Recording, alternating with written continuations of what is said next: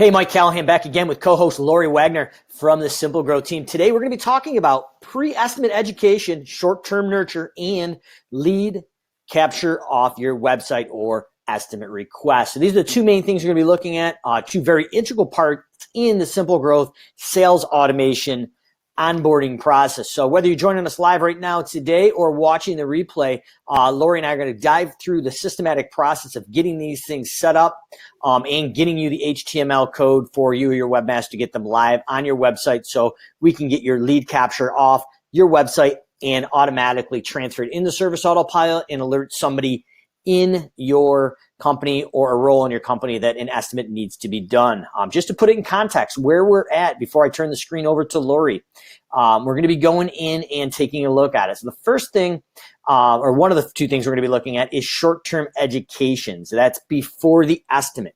The whole idea here is to educate the consumer how to do the service themselves as a professional to create a higher perceived value. So in the cleaning industry, one of the things you may be diving into is the difference between a deep clean and a regular cleaning. A deep clean may go in and maybe tackle the blinds or shades with a microfiber to get them in shape for the regular timed cleaning, where a regular cleaning could be going in with a feather duster. It's a maintenance clean.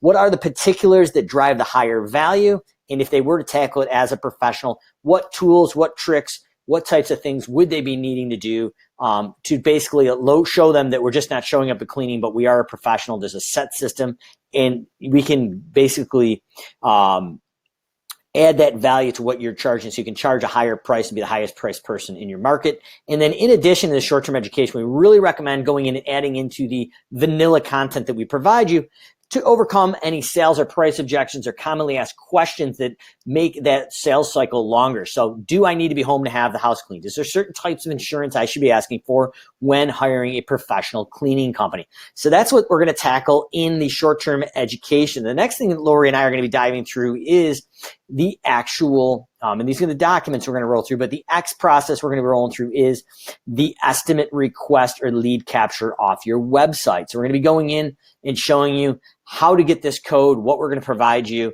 and then we're going to have some very simple questions that we just need to know in order to set this up correctly. So if you're already a Service Autopilot customer, do you have an existing Service Autopilot form? Is it in the new version or the legacy version? We're going to explain how to know that and how we can help check that out for you. And if you have no Service Autopilot website form to capture leads, what that process will be. So there's really a three-tiered option, whether you're using a legacy form, an existing new updated form, or you have no form at all inside Service Autopilot. Or if you're not using Service Autopilot and you're brand new to the system, obviously that's kind of the fourth option is you don't have a Service Autopilot form, obviously, because you don't have Service Autopilot. We're here to help you. So those are the main things we're going over. Short-term education, which is going to be right here before the estimate. And then we're also going to go into the estimate request for your website, how we're going to get you the HTML code in several different forms so your webmaster has all the options to get the particular HTML code he or she is looking for to get on your website and get you live up and running to get that estimate request and leads automatically entered in SA with no double entry, which is key because it allows for basically accountability for someone in your office now with a to-do that can be assigned to them. And we have no data entry, and we're creating an automated process of getting them into the SA instance that you own. So, Lori, I'm not sure if I did that justice here, but once again, we are live with the next step of the Simple Growth sales automations for the cleaning industry. So I'm going to scroll back up. I know we've got some nitty gritty we need to dive into before we actually dive back into those flow charts or SA. So I'll give the floor to you. Looks like the first thing we're looking at is website lead capture form and short nurture here in this webinar. Yeah, thank you, Mike. That was a great introduction. I appreciate it. And I appreciate, as always, you having me on this call with you. And in terms of, the nitty gritty that we want to talk about, sometimes people are a little reluctant to go with a Service Autopilot form. They're not exactly sure what it will do for them. And the point is to get the leads captured into Service Autopilot and to lift the burden of data entry off of you and your staff. If you're getting an email from your existing website, what happens is then someone has to look at that email and either retype or copy and paste the information in as you create a lead. We want to get the Service Autopilot form to create the lead for you automatically and send you the email. So it will fully replace that email function that you already have from, say, a current website form, but that it will create people in Service Autopilot, create leads in Service Autopilot.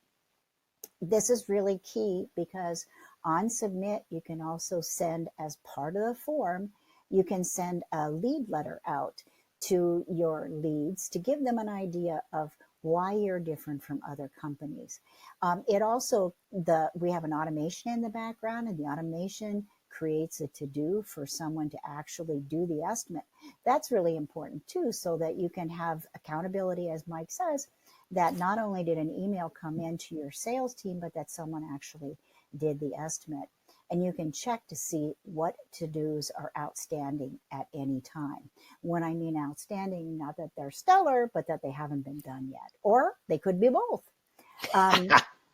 So begin, and then what we want to do with the form is begin an automated follow-up. So one night, it was a Saturday night, and we had a water leakage in one of our bathrooms, and I was mopping the bathroom floor, and I told my husband, well, it would be great if we had something else better to do on a Saturday night than mop the bathroom.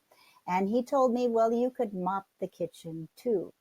That would have been just about the time that A, I'd have hit him with the mop, and B, I would go look for a cleaning company to help me out. So in any event, what they'll tell you from Service Autopilot or Infusionsoft or many other marketing companies, that customers or leads are interested when they are interested, not necessarily when you are open or when you want to sell to them, but when they have something happen, like I've just hit my husband in the head with the mop and I've decided to do something else about home cleaning.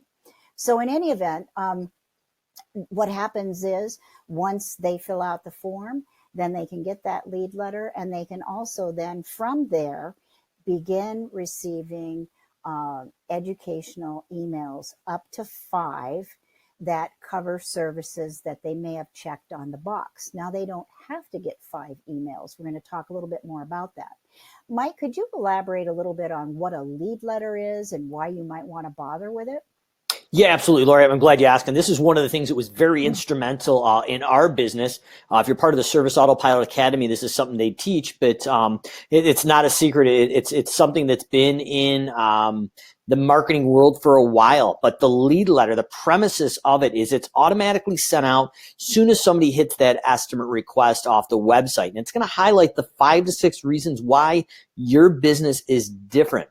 And most service businesses do not do a good job, or don't even do the job at all, of differentiating themselves. Everybody markets the same exact way. And when you market the same way, you end up getting the same results. This is to differentiate yourself immediately. So we're going to list the 5 or 6 reasons why your business is different and why they should work with you as the best option in your local or national market, depending on the size of your business. And sometimes we've seen some great results if you include 1 or 2 testimonials in the bottom of your lead letter. But it should just list the 5 or 6 reasons why your business is different. And we provided you a great template to start with. Some companies have used this template right out the get-go as is, but you may want to put your own little twist on it and make it a little bit more specific to why you're different and why people should work with you. And a lot of times in these lead letters, we are going to help take the risk out of the buying decision. All the preconceived notions of a cleaning company, the general public, they don't answer their phones, they don't show up on time, they give me a whole day window period. Maybe there's certain things that you do in your cleaning business that differentiate you from the competition. These are the things we want to focus on.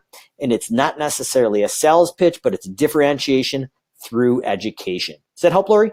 Yes, it does. And another thing that's great about the lead letter being inserted in the form is as soon as you submit, it sends out.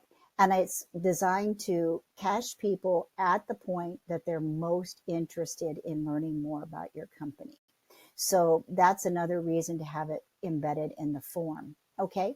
Absolutely. And it'll probably almost help take them off the market if it is done correctly. And if it is Friday night, it's going to buy you that time to Saturday or maybe Monday morning. Right, that's right. And definitely reinforces their decision that they are making a good choice looking at your company. And I think that that's really important, especially with home cleaning, because um, it's very personal having someone come into your home, and you have to have an established level of trust there. And I think that that's just really important in helping build that trust. So the short nurture, when we talk about the short nurture, this is pre-estimate. And the idea is to give people a little bit more information. So for example, we talked about, automatically creating the lead. That's one thing. Then once that lead is created in Service Autopilot, we can begin to address their interests. So if I hit the website on a Saturday night after having mopped the kitchen, and I check one-time cleaning or regularly scheduled cleaning or both, then I'm going to be able to receive information about each of those services and why, what's involved. And as Mike was telling you earlier, why it's important, and how things are done from your perspective, from a professional's perspective. Because I might not know the difference between a one-time cleaning and a deep cleaning. I might not know that it's better to have my house cleaned more often than less often. These are all points that you can make and educate your customer, again, to help establish yourselves as reputable, as trustworthy, and also as to overcome potential price objections, as Mike has already mentioned. So with Simple Growth's sales model, we have 3 services that are provided on your form at sales level 1, and 5 services that are provided as checkboxes as sales level 2 and 3. Now, it's important to note that just because you have 5 services, it doesn't mean that that's all that you have to offer. You may want to put more emphasis on the services that you wish to grow than on occasional services. Maybe, for example, you offer window washing, but that would be an excellent upsell down the line. Does that make sense, Mike? Do you have anything to add there? Absolutely, and a lot of times that what we see is we really want to not make the service offering overwhelming. Now we can have more than 5 services that are not automated on the estimate request, but we really want to get our core services. So really, we call these our gateway services, something we can quote over the phone to basically lock up that client and take them off the market. So whether you're doing your estimates based on square footage, number of pets, size of rooms, or any other variable, if we can estimate that off the phone and get them a live quote or within a few minutes and close them, that's going to be our gateway service. And then whether that's you call it a deep clean or a top to bottom, pre-clean for before the regular cleaning reoccurring, we can go in and maybe at a higher low price range to get them in, take them off the market, and then upsell the reoccurring weekly, bi-weekly, every 3 or every 4 weeks. So the whole idea is just to get them in for what they're looking for, get them on that gateway service, get them hooked, and then upsell them for the reoccurring service if that's something you want, or upselling them down the line for that window washing or pressure washing if that's an ancillary service that helps raise that client lifetime value. So we want to hit them for the pain points and then upsell later. Does that make sense, Lori? Yeah, You want to it explain really it? does. Yeah, thanks, Mike. That's a great explanation. And I also want to talk a little bit about the fact that these forms can be published in different ways on your website. Now, if you could scroll down just a little bit, Mike, I don't want to really get into the weeds here, but when you look at Service Autopilot forms, to the right-hand side of the form, there's a button there that says Publish on the same line as the form. And what'll happen is that it'll give you a slate of ways that you can publish the form. Now, a lot of people have someone working with them for their website, and they need to have the code sent to whomever they're using for their website development. what we typically do is send all of these codes to you. Once you're happy with your form and you're ready to go, we send you a document that has all of these different ways in there. Just on the off chance that one of your developers has a question or would like to see another format. The first one, two, three, four of those forms, the first way, the four different ways to publish, these all look like a Service Autopilot form. By looking like a Service Autopilot form, I mean that they have the same look and feel.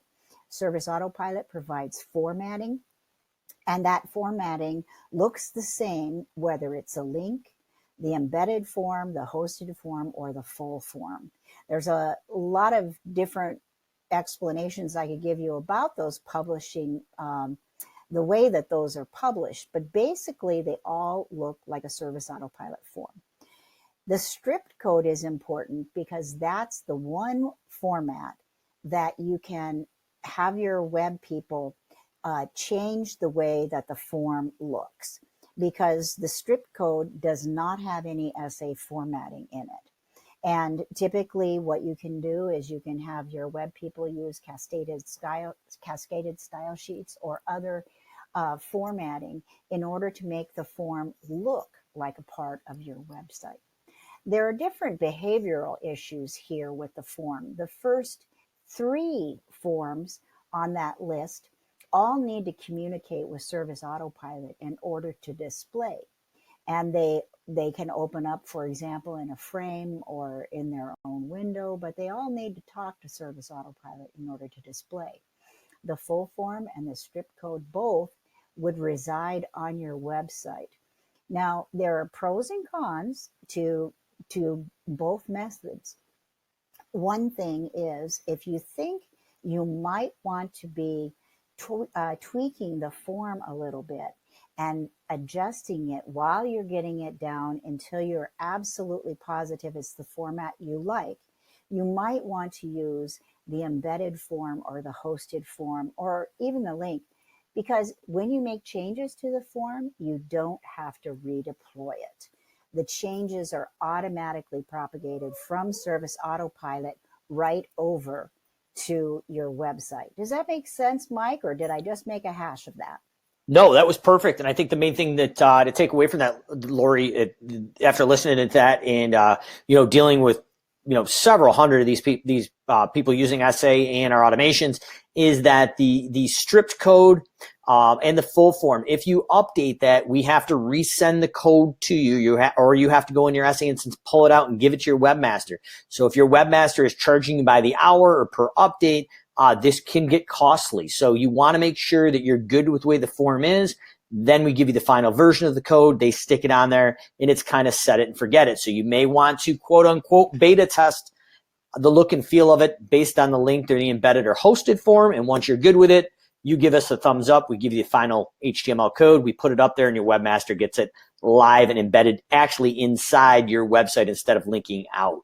Other thing you can look at too here, as well as if your webmaster wants to use that stripped code and create that estimate request or lead capture in a private landing page, that can be linked out to your deeds, Facebooks, any other places you're going online. Or a lot of times people will use the link or the embedded form on social media to push that out as well. So there's a lot of functionality on a high level. The main thing is we want to get those core services on there for you and get the settings so we can get it in the SA with no double entry, and then notify somebody on your team that an estimate request or lead capture is taking place so you can follow up in a timely manner. And then right after that, we trigger our lead letter. Those are 5 or 6 reasons why you're different. And once you go into that document and edit that and complete this process through our onboarding form, we'll get that up and live in your automations as well. Lori, right back at you. What else you got here for us as we're diving into the SA setup here? One other thing is that the forms, when we download them for you, they will be fully functional forms that you can test even prior to sending any code to your web person.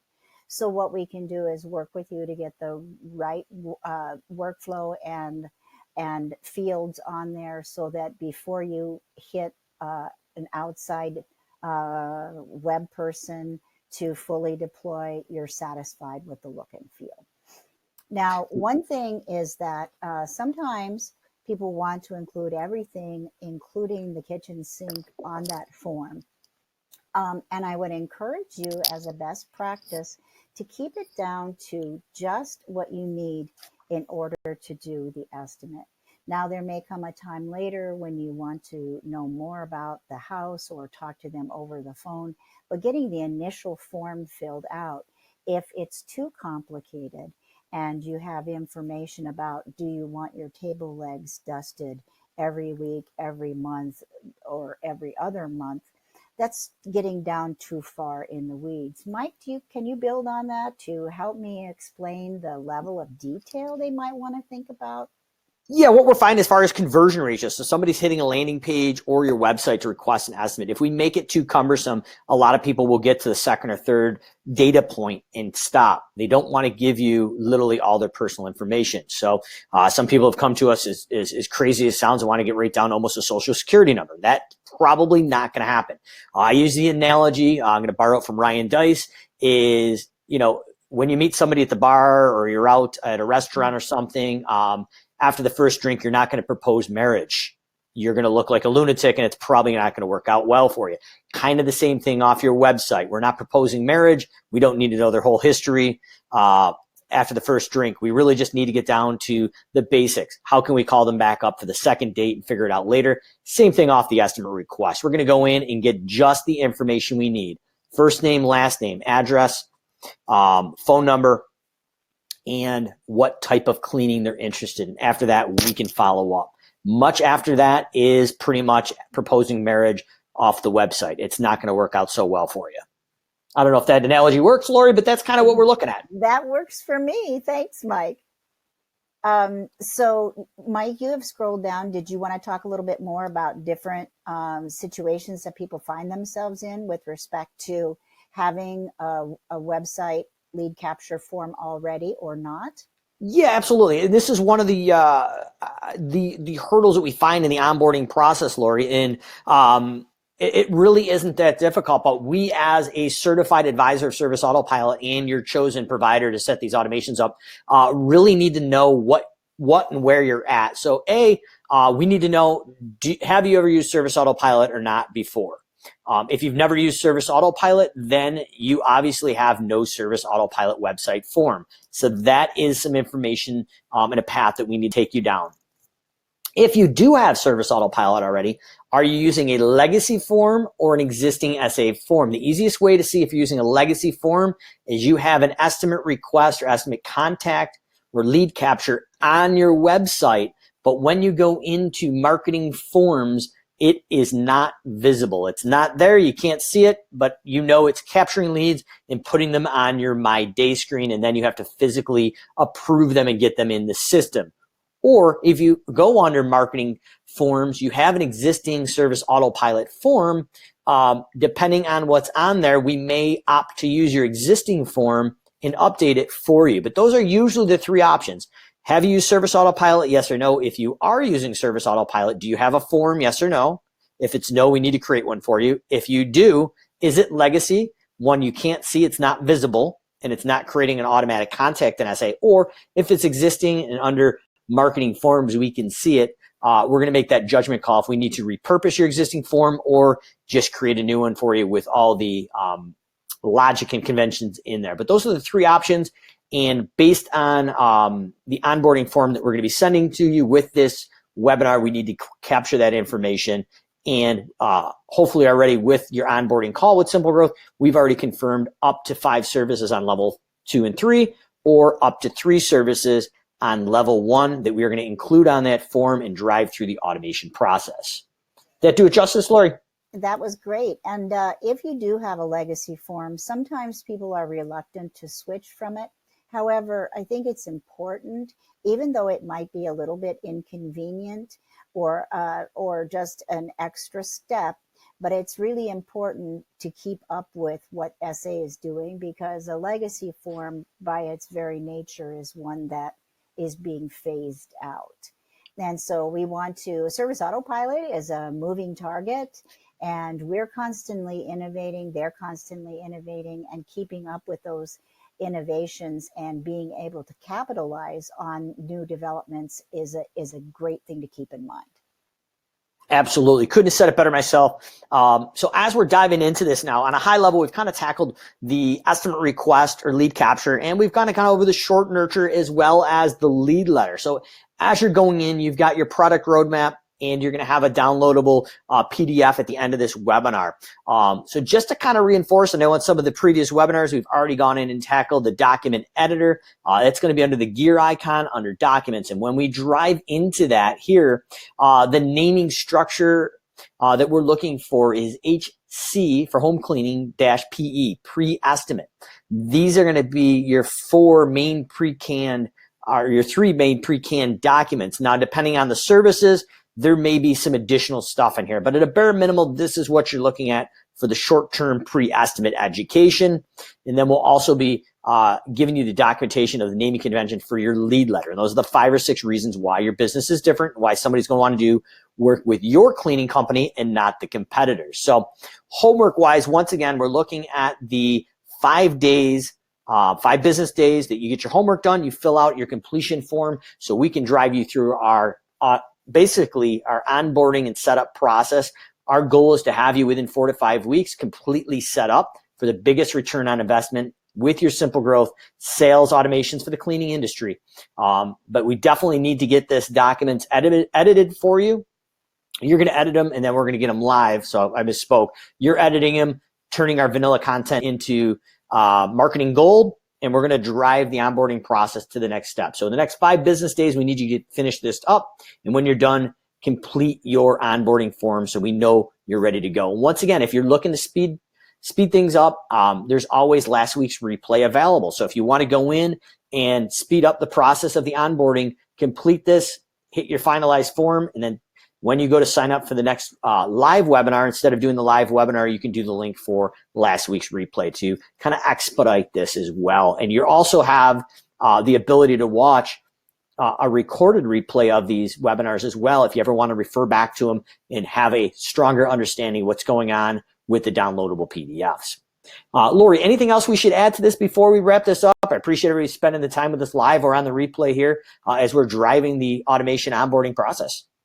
I think that perhaps we should take a quick look at one of our onboarding, our Service Autopilot forms for capturing website lead capture. Absolutely. And if we just take a quick look at that now, this will be more or less a vanilla form, but we will customize it in your instance. We download these for you so that you're able to then take a look at them and work off of that. We have an awful lot of stuff in here. Yes. So, so yes, we have a couple different options. A lot of different things. So the website lead capture form is great. All right. There we go. So this is the inside of the automation. Obviously, this is boilerplate template that Lori said. And when you come in for the cleaning industry, customize this particular to your industry and the top 5 services you want. Lori, is there anything on here that you want to explain? And then I can show them under the Publish tab how to access the HTML code on their own as well. But obviously, we're going to be sending that to them, and they can forward that to their webmaster so they don't have to hunt and pack. But we obviously at the end of this want to show them where that resides so they can go find that publishing code themselves. Is there anything on the form that we should be looking at far as the process? I just wanted to say where it says I'm interested in, this is where we're going to put your services, and the checkbox will then supply a tag that gets added and tells the automation which service someone is interested in. And so we have the ability to then discriminate between what somebody is interested in and what is a service they're not interested in. And so, for example, if they're only interested in a one-time cleaning, they're only going to get that information. Now, if somebody schedules, if you had, for example, weekly, biweekly, monthly as services, you might only want to send one document for all 3 of those, explaining the ins and outs of each. But generally speaking, if you have a checkbox there, then we have the ability to send an independent email out to your lead explaining that service. I love it. I like to use the analogy of an imaginary bucket. We segment them in there. You don't have to worry about the tags behind the scenes. We ask that you do not hit the button add condition because that's all the logic we've built. But we're going to go in and add those particular services for you. But that great explanation, Lori, of what's going on and what the Simple Growth team is doing for that setup for you in there. Is there anything else on this form that our clients should be aware of, or should I hop over to the Publish tab? I think you're free to move on. All right. So as long as you don't hit me with that mop, I think we're good. Yes, I didn't, by the way. I didn't. Or I didn't see my hand do it. Well, this live version is being recorded, I have a feeling. So we're going to plead innocence. So what you would do is go into your website lead form here, scroll over to the Publish area, and this is what we're going to get for you. But if you ever need to access yourself, feel free to do it. We've got the hosted link here. We've got the embed, the hosted form, the full form, and the stripped form. And when you click into these here, it gives you something that may not look like a whole lot of sense, but this area is the HTML code that your webmaster needs to style and embed these forms in your website and then automatically enter that lead in the service autopilot, send your lead letter, and notify you that an estimate request has been submitted. That's a wrap. I think that's a great explanation, Mike. I think that every time I work with you, I learn a lot more about things.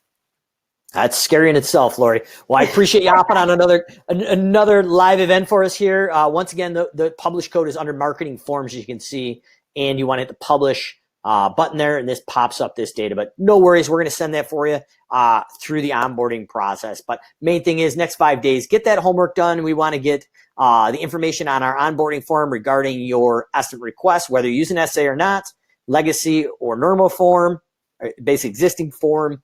And we want to get that short-term education wrapped up and done, and then just let us know that you've done your homework. And we're going to move you on to the next part of our automation onboarding training. Once again, Mike Callahan, Lori Wagner, Simple Growth team. We'll see you on the next automation webinar next week. Bye.